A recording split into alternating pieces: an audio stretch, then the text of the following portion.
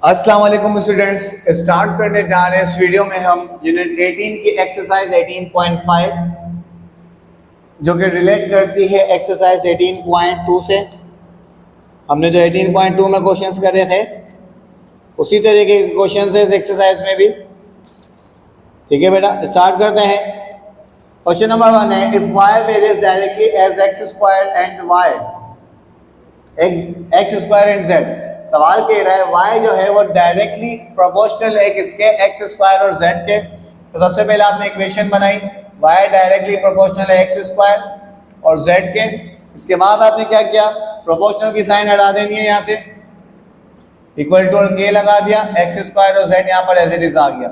सबसे पहले आपने k की वैल्यू फाइंड आउट करनी है। क्या करनी है बेटा, k की वैल्यू फाइंड आउट करनी है। तो k को अकेला करेंगे, y एक्स स्क्वायर और जेड मल्टीप्लाई होते हैं, यहाँ के डिवाइड हो गए y से, के यहाँ पर अकेला हो गया।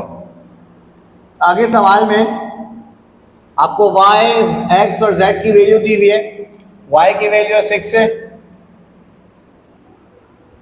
x की वैल्यू 4 है, और सॉरी यस x की वैल्यू 4 है और z की वैल्यू आपके पास यहाँ पर 9 है।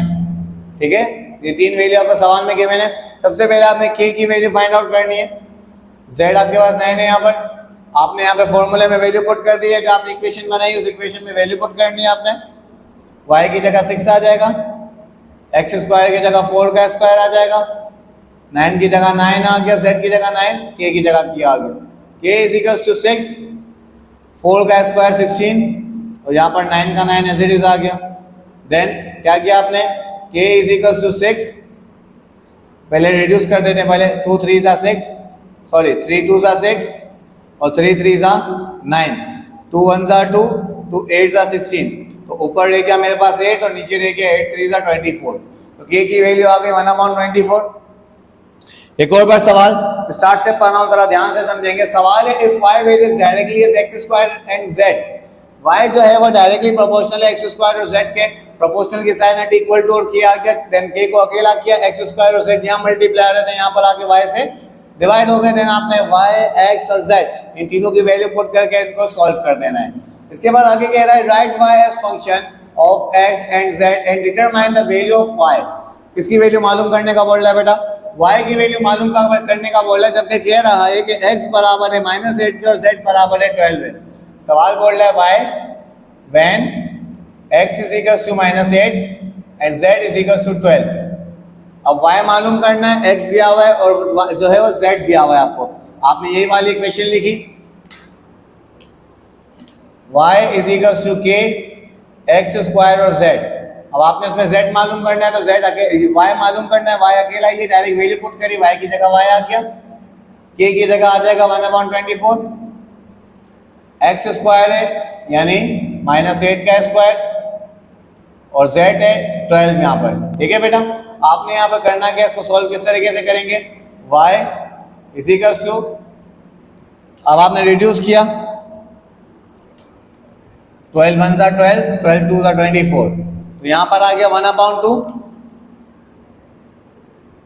और -8 का स्क्वायर प्लस का 64 आ गया। 64 को 1 से मल्टीप्लाई किया तो 64 ही आ गया। देन आपने क्या किया, y इज इक्वल्स टू 2 1 जा 2, 2 32 जा 64, 32 1 जा 32, तो y की वैल्यू आपके पास आ गई 32। उम्मीद है क्वेश्चन अच्छे से क्लियर हुआ होगा। चलते हैं नेक्स्ट क्वेश्चन की तरफ। मेरे पास नेक्स्ट क्वेश्चन है यहाँ पर, if y varies directly as x and u square. अब जरा ध्यान से बेटा, सवाल कह रहा है y जो है वो डायरेक्टली प्रोपोर्शनल है x और u स्क्वायर के and inversely as v and t, और इनवर्सली प्रोपोर्शनल है v एंड t के। तो जो इनवर्सली है वो डिनोमिनेटर में आ जाएंगे, जो डायरेक्टली है वो न्यूमरेटर की साइड आ जाएंगे। कैसे, y डायरेक्टली प्रोपोर्शनल है किसके, x और u स्क्वायर के, और इनवर्सली प्रोपोर्शनल है v और t के। तो जो इनवर्सली प्रोपोर्शनल था उसको नीचे लिख दिया, जो डायरेक्टली प्रोपोर्शनल था उसको हमने ऊपर लिख दिया। अब आपने प्रोपोर्शनल की साइन हटा इक्वल टू और k लगाया, x u square upon v t as it is आ गया। अब k मालूम करना है, सबसे पहले तो आपने k लाजमी मालूम करना है बेटा, हर क्वेश्चन में k की वैल्यू मालूम होगी। v t यहाँ डिवाइड हो रहा है, वहां जाके y से मल्टीप्लाई हो जाएगा, तो v t y आ गया, x और u स्क्वायर यहाँ k से मल्टीप्लाई हो रहा है तो वहां जाके डिवाइड हो जाएंगे, तो x u स्क्वायर आ गया, यहाँ पर k अकेला हो गया। इसके बाद आपने वैल्यूज पुट करी। सवाल कह रहा था y बराबर है 40 के, y किसके बराबर है बेटा 40 के। आगे कह रहा है x बराबर है 8 के, u बराबर है 5 के, v बराबर है 3 के, और जो t है वो बराबर है 2 के। ये तमाम वैल्यूज के मैंने सवाल में आपने फॉर्म इक्वेशन जो बनाई है उसमें वैल्यू पुट करनी है। v की जगह 3 आ जाएगा, t की जगह 2 आ जाएगा, और y की जगह 40 आ जाएगा, अपॉन x की जगह 8 आ जाएगा, और u की जगह 5 का स्क्वायर आ जाएगा। इसी का किया अकेला ही है। 3 2 6, 6 को 40 से मल्टीप्लाई किया तो 240 आ गया, अपॉन 8 का 8 आ गया, 5 का स्क्वायर यहाँ पर मेरे पास 25 आ गया। ठीक है बेटा, यहाँ पर आगे अगेन क्या किया आपने, रिड्यूस किया पहले। 8 1 8, 8 30 240, सही है। ऊपर रह गया 30 और नीचे रह गया 25। देन 30 और 25 को रिड्यूस किया आपने किस टेबल से, 5 के टेबल से। 5 6 30, 5 5 25, तो k की वैल्यू आ गई 6/5। क्या आ गई बेटा k की वैल्यू, k की वैल्यू 6/5 आ गई। अब आगे क्वेश्चन क्या कह रहा है, find y in term of x u v and t, also find the value of y। अब किसकी वैल्यू फाइंड करने का बोल रहा है बेटा, y की वैल्यू फाइंड करने का बोल रहा है। कह रहा है find the value of y, ये यहाँ पे रब कर दिया मैंने। y की वैल्यू मालूम करने का बोल रहा है। कह रहा है y when x is equal to -2, x दिया हुआ है -2, u दिया हुआ है 4, और जो है आपके पास v दिया हुआ है 3, और t दिया हुआ है -1। ठीक है, अब आपको y मालूम करना है। आपने जो है वो k वाली इक्वेशन उड़ाई। k वाली इक्वेशन क्या थी, y is equal to k, equation एक और बार बना रहा हूं, v t upon x square और x और u स्क्वायर, ये इक्वेशन थी आई थिंक। क्योंकि सवाल कह रहा था कि y जो है वो डायरेक्टली प्रोपोर्शनल है x और u स्क्वायर के, y डायरेक्टली प्रोपोर्शनल है x और u स्क्वायर के, और इनवर्सली प्रोपोर्शनल है v और t के। तो v t डिवाइड हो रहे हैं वहां जाके, सॉरी प्रोपोर्शनल की साइन हटी, ओ yes, k x u square upon में v t आ गया। ये आपके पास जो है वो y की इक्वेशन थी। तो आपने ये इक्वेशन लिखी y is equal to k x square, x और u स्क्वायर अपॉन v और t। k की जगह आ जाएगा यहाँ पर 6/5, x की जगह क्या आ जाएगा बेटा -2, और u की जगह आ जाएगा 4 का स्क्वायर, अपॉन v की जगह आ जाएगा 3, और 1 के t की जगह आ जाएगा -1। एक और बात देखिए, मैंने वैल्यू पुट करी है यहाँ पर, k की जगह 6/5 लिख दिया मैंने, x की जगह -2, y की जगह, u की जगह 4 का स्क्वायर, v की जगह 3 और t की जगह -1। अब जरा सॉल्व करते हैं। 6 को -2 से मल्टीप्लाई किया, -12 आ गया, 4 का स्क्वायर 16 होता है। ये t जो है वो 5 जो है वो नीचे ही आ जाएगा, 5 3 15, 15 को -1 से मल्टीप्लाई किया तो -15 आ गया, माइनस से माइनस कट गया, 3 4 12, 3 5 15, तो ऊपर 16 को 4 से जब मल्टीप्लाई किया तो 16 4 आपके पास आया 48 अपॉन 5। ये जो आपके पास है इसका आंसर आ गया। यहाँ पर आपने एक और बार देख लें बेटा, सबसे पहले आपने y वाली इक्वेशन लिखी, y वाली इक्वेशन लिखने के बाद x u v t की वैल्यू फाइंड जो है वो सवाल में गिवन थी, वो वैल्यूज लिखी। इसके बाद आपने जो है आपने वैल्यू को सॉल्व किया कैसे, 6/5 multiply by -2 4 square upon 3 multiply by -1, -6 को -2 से मल्टीप्लाई किया, -12 आ गया, 4 का स्क्वायर 16 निकाला, अपॉन में 5 3 15 आ गया, 15 को -1 से मल्टीप्लाई किया, -15 आ गया। 16 को जब हमने 4 से मल्टीप्लाई किया तो हमारे पास यहाँ पर 64 आया। यहाँ पर मिस्टेक हो गई है, 48 नहीं है, 16 को 4 से मल्टीप्लाई किया तो 64/5 आपके पास जो है वो आंसर आ गया। नेक्स्ट क्वेश्चन है मेरे पास, if w varies directly as u square. w की बात आ गई है, w directly as u square. अब यहाँ पर w जो है वो डायरेक्टली प्रोपोर्शनल है u स्क्वायर के। आगे कह रहा है and inversely as cubic root of v and w, cubic root of v। अब आगे क्या कह रहा है, inversely as cubic root of V, यानी क्यूब का रूट और अंदर वी। इक्वेशन एक और बार देखें कैसे बनाई। सवाल था if W varies directly as U square, तो W को डायरेक्टली प्रोपोर्शनल किया U स्क्वायर के, और आगे इनवर्सली की बात आ रही थी इसलिए हमने डिनोमिनेटर में लिखा क्यूबिक रूट ऑफ V बोल रहा था। क्यूबिक रूट का मतलब होता है क्यूब रूट, और V का V आ गया अंदर। देन आगे आपने सबसे पहले प्रोपोर्शनल हटाया, प्रोपोर्शनल की जगह इक्वल टू K आ गया, U square upon cube root of V as it is आ गया।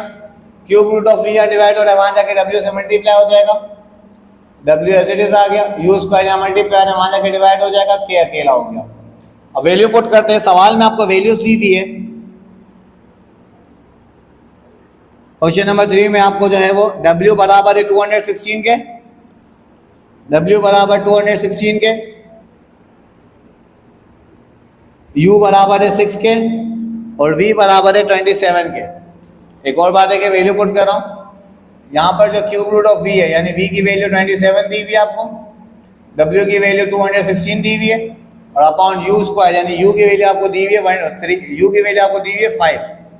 क्या दी हुई है बेटा? सॉरी, U की वैल्यू आपको 6 दी हुई है। ठीक है, सबसे पहले आपने क्या किया, क्यूब रूट ऑफ 27 का क्यूब रूट सॉल्व किया तो आपके पास 3 आ गया। क्या आ गया? यहाँ पर 3 आ गया, 216 एज इट इज आ गया, अपॉन में 6 भी यहाँ पर एज इट इज आ गया। देन आपने क्या किया, रिड्यूस किया, 6 1 जा 6,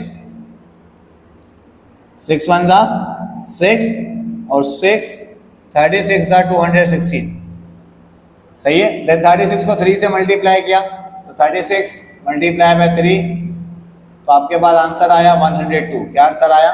102। आपके पास जो है वो K की वैल्यू आ गई। किसकी वैल्यू आ गई? K की वैल्यू 102 आ गई।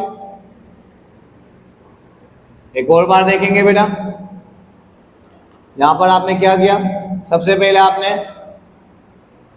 6 और 36, अच्छा U का स्क्वायर भी था, स्क्वायर पुट करना है यहाँ पे, मैं भूल गया हूँ, जरा ध्यान से देखें बेटा।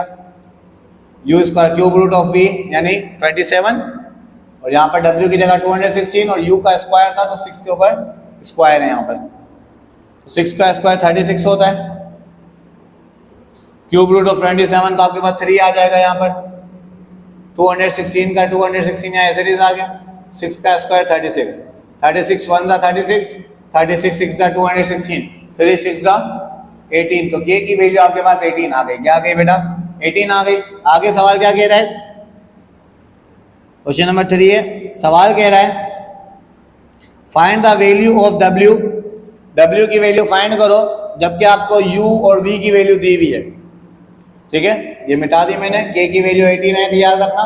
इक्वेशन यही वाली लिखेंगे, W मालूम करना है, W मालूम करना है। इसके बाद जो है आपको U दिया हुआ है 10, U 10 दिया हुआ है, K की जगह 18 आ जाएगा, अपॉन V की वैल्यू आपको दी हुई है 125, यानी क्यूब रूट ऑफ 125 आपने लिख दिया। इससे आपको जो है वो W की वैल्यू मालूम होगी। आगे देखें कैसे सॉल्व होगा। 10 का स्क्वायर 100 यानी 18 मल्टीप्लाई बाय 100, जब 125 का क्यूब रूट सॉल्व किया तो 5 आ गया, 5 1 जा 5, 5 20 जा 100, 18 को 20 से मल्टीप्लाई किया तो आपके पास आ गया 360 आंसर। क्या आ गया बेटा? आंसर आ गया आपके पास 360। नेक्स्ट पार्ट देखेंगे। नेक्स्ट क्वेश्चन है हमारे पास, if the time period of simple pendulum is directly proportional to the square root of its length. सवाल कह रहा है टाइम पीरियड यानी कैपिटल T से डिनोट करेंगे टाइम पीरियड को। टाइम पीरियड जो है वो डायरेक्टली प्रोपोर्शनल है स्क्वायर रूट ऑफ लेंथ के, और आगे कह रहा है and inversely proportional to the square root of acceleration due to gravity, और इनवर्सली प्रोपोर्शनल है स्क्वायर रूट ऑफ ग्रेविटी के। किसके? एक्सेलरेशन बोला है, आगे बोला है ड्यू टू ग्रेविटी, तो जब भी ग्रेविटी का जिक्र आएगा तो एक्सेलरेशन नहीं लिखेंगे, ग्रेविटी ही लिखेंगे।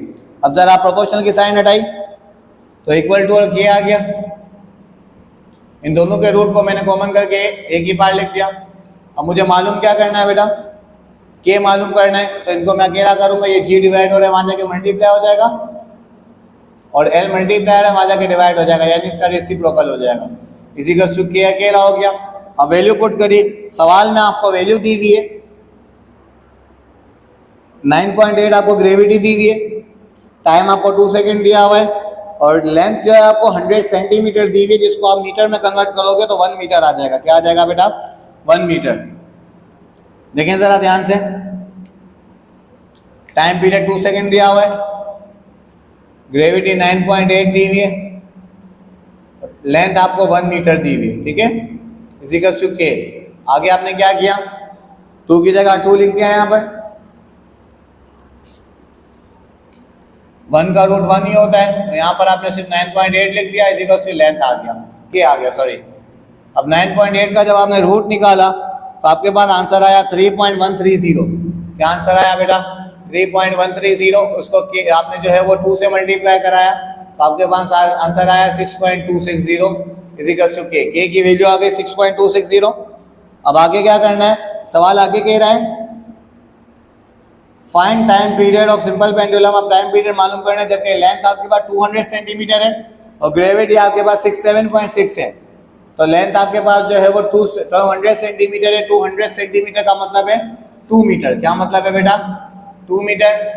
के की वैल्यू आई थी 6.26 और सवाल में कंडीशन यही बनेगी, टी की जगह टी आ जाएगा, के की जगह 6.260 आ गया,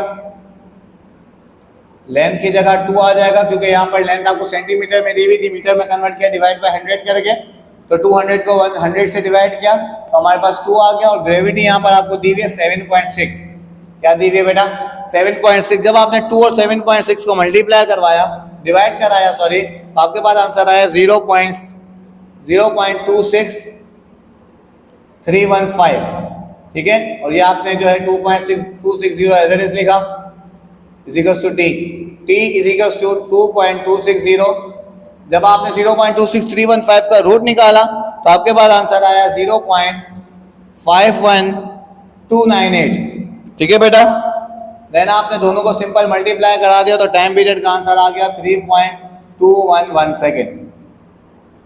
उम्मीद है क्वेश्चन अच्छे से क्लियर हो गया होगा। चलते हैं नेक्स्ट क्वेश्चन, जो कि इस एक्सरसाइज का लास्ट क्वेश्चन है। क्वेश्चन है the volume of a particular gas is directly proportional to the temperature and inversely proportional to the square root of pressure. सबसे पहले इक्वेशन बनाना सीखें बेटा। इक्वेशन कैसे बनेगी, द वॉल्यूम, किसकी बात आ रही है, वॉल्यूम की, तो आपने वी लिख दिया।